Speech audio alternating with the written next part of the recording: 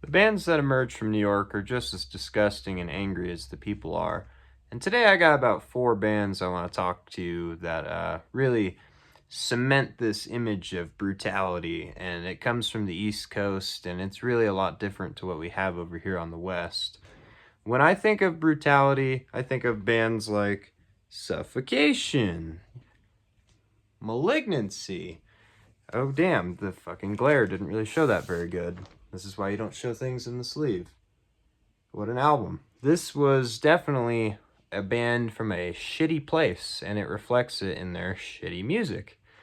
Not shitty in the bad way, but shitty in the way of, wow, this is really quite gnarly. And I've never been to Yonkers, which is where they're from, but I have been to Stockton, California, a place that is equally as shitty.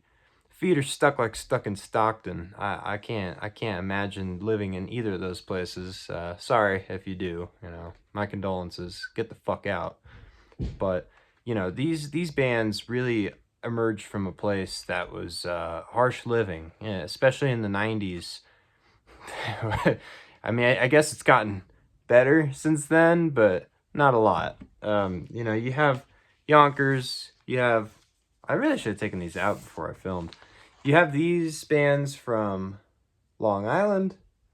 You see a resemblance here. You might, just a little bit. Now, I'm not going to show you every single Suffocation album I have in this one video. We'll be here for a while. But the one that really takes the word brutal and levels it up in their own sense, none other than Internal Bleeding. I don't have the original fucking demos. You can come after me if you want. But these fellas, you gotta peep the fetus shirt. These fellas and Frank Mullen and Terrence Hobbs and Mike Smith and fucking Danny Nelson, all these dudes, they were kind of on the same wavelength at the exact same time, and they took hardcore influences and they took standard death metal and they made it absolutely unrelenting, and you had to be there to experience it firsthand to know this is something new. Now, obviously, I wasn't there for it because, fucking look at me. Of course I wasn't. But I get to witness how that changed music and how that really laid the groundwork for what was coming up next in music. And the 90s were definitely the most innovative time for music in general. Forget other genres, that were also innovating with rock and roll and rap, but metal was innovating in many ways. And I feel I owe you this because it's just fucking cool, but also might be the thumbnail. This is, you can't play music on this side, but these demos from Internal Bleeding were something that, fuck, bro, they're still so relevant today because their level of intensity and the speed of the drumming. A lot of bands took the groundwork that these fellas dropped and they took it to the next level. There's bands that go fucking far and more insane now, but what would we have if it weren't for Suffocation, for Internal Bleeding? What would we have, Who would have been the name that we call back to as the originators of slam, which actually, it predates even the ones I have on display here.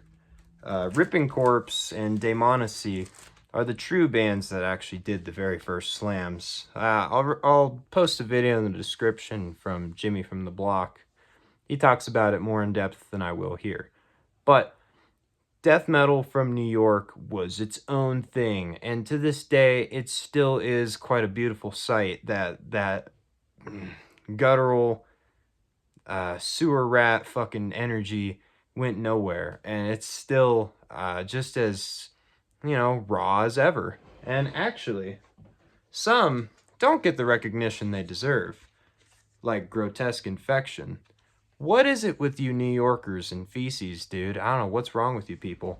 The human waste, consumption of human feces. You people are disgusting. I don't know what the fuck's wrong with you, but I appreciate you. because there's something that's really special. I just gotta show this art for a minute. This little beast is pretty cool.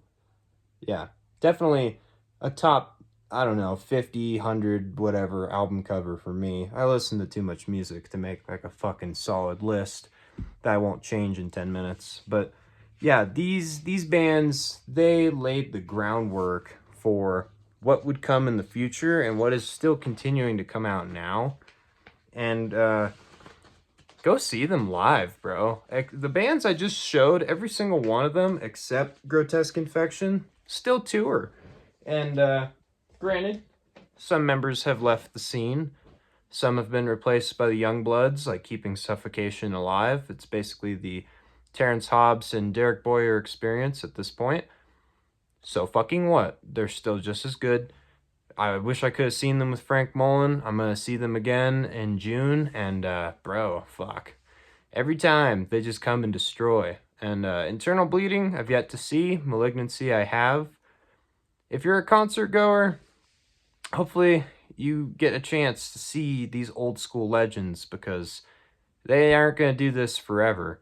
And man, they really are still just as impactful as they were back when.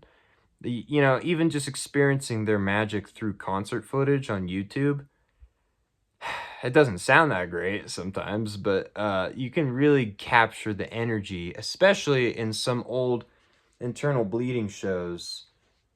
Dude, the energy is off the hook. There's something real magical about a crowd actually like jumping up and down and jumping off the stage and like actually rocking out, not just holding their phones the entire show.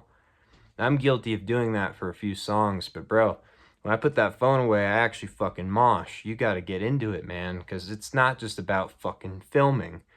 It's gonna be on YouTube. Wait long enough. Most concerts you go to will be on YouTube eventually.